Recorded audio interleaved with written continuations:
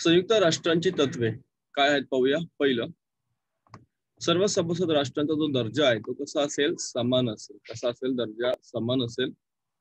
भौगोलिक आकार, आर्थिक व लष्करी ताकद यांच्यावर आधारित राष्ट्रांमध्ये भेदभाव केला जाणार नाही. सर्व राष्ट्र, छोटं असू मोठं असू, गरीब असू श्रीमंत असू, सगळे राष्ट्र कसे आहेत त्यांचा सर्वांचा दर्जा तर सर्वांचा जो दर्जा आहे, सर्व सभासद राष्ट्रांचा जो दर्जा आहे तो समान असेल.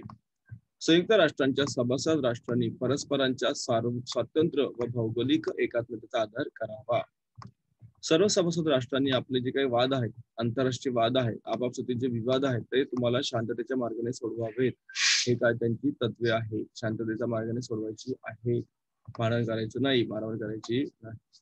हे तुम्हाला चित्र दाखवलं बघा. संयुक्त राष्ट्रांची आमसभा आहे या ठिकाणी. तुम्हाला पुढे बघा.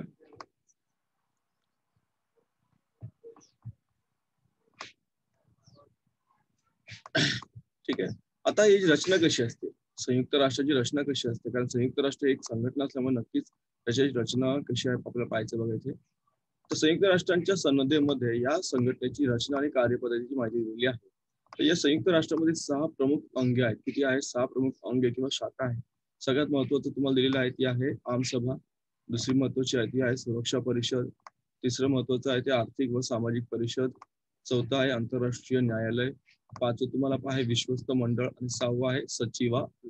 काय 6वं? सचिवालय. आमसभेचं चित्र तुम्हाला या ठिकाणी दाखवलेलं आहे, संयुक्त राष्ट्राची आमसभा.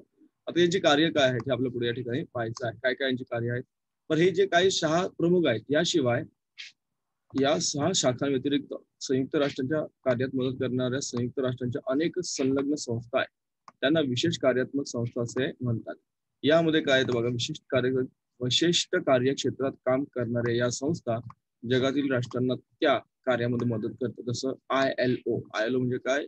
इंटरनॅशनल लेबर ऑर्गनायझेशन, जागतिक कामगार आंतरराष्ट्रीय कामगार संघटना. FAO आहे, फूड अँड ऍग्रिकल्चर ऑर्गनायझेशन, अन्न व शेती संघटना. WHO आपल्या सगळ्यांना माहिती आहे, कोविडमुळे सगळ्यांना माहिती पडलं की WHO काय आहे, जागतिक आरोग्य संघटना, वर्ल्ड हेल्थ ऑर्गनायझेशन. त्यानंतर जागतिक बँक आहे, वर्ल्ड बँक.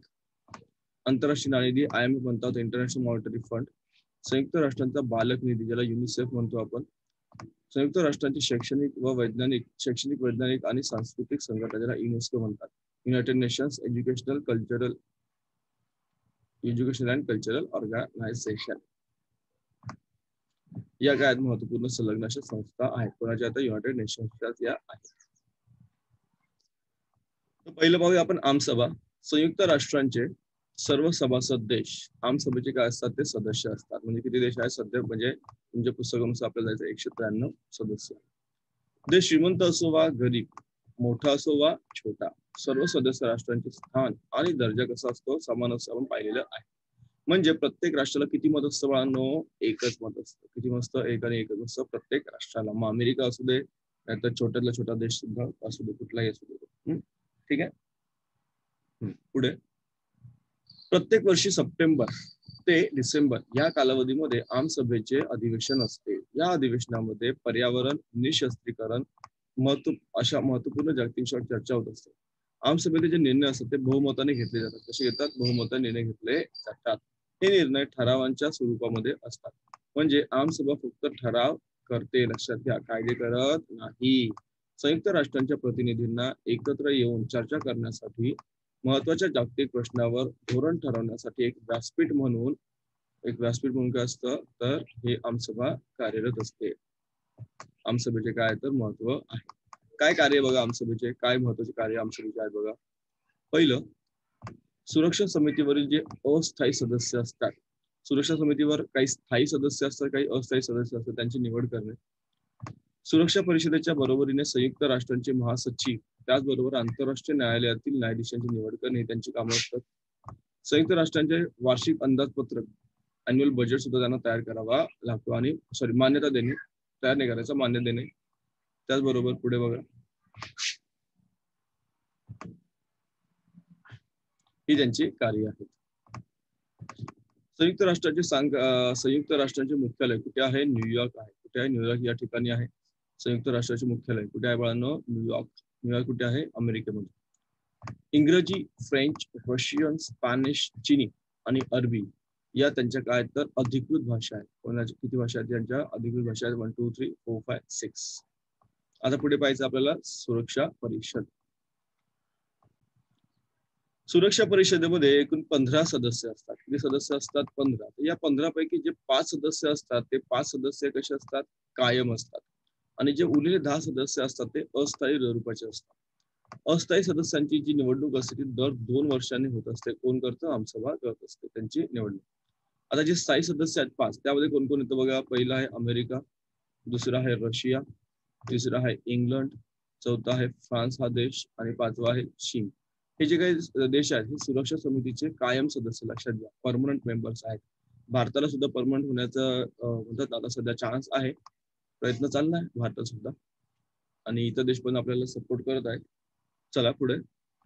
तर कोण आणि हा महत्वाचं काय तर त्यांना नकाराधिकाराचा अधिकार आहे. काय नकाराधिकाराचा अधिकार आहे म्हणजे काय? कोणत्याही महत्वाच्या प्रश्नावर निर्णय घेण्यासाठी 5 कायम सदस्य आणि किमान 4 अस्थायी सदस्यांचा होकार असणे आवश्यक असते.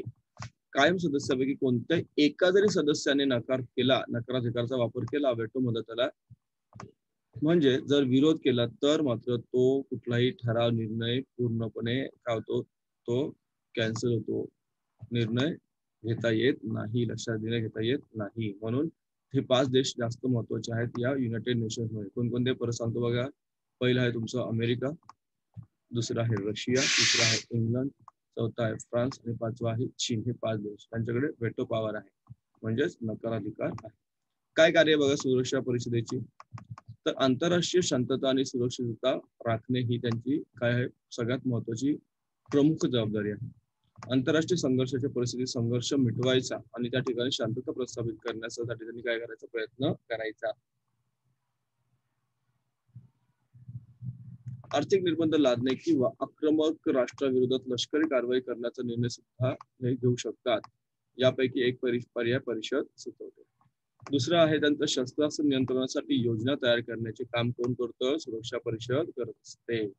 त्याचबरोबर आमसभेच्या बरोबरीने आंतरराष्ट्रीय न्यायालयाचे न्यायाधीश आणि सुरक्षा संयुक्त राष्ट्रांचा जो महासचिव असतो यांची जी यांना निवडण्यामध्ये यांचा महत्वाचा भाग असतो. कोणाचा? सुरक्षा परिषदेचा, United nation security council, UNSC. ठीक आहे, UNSC म्हणतात, युनायटेड नेशन सिक्युरिटी काउन्सिल.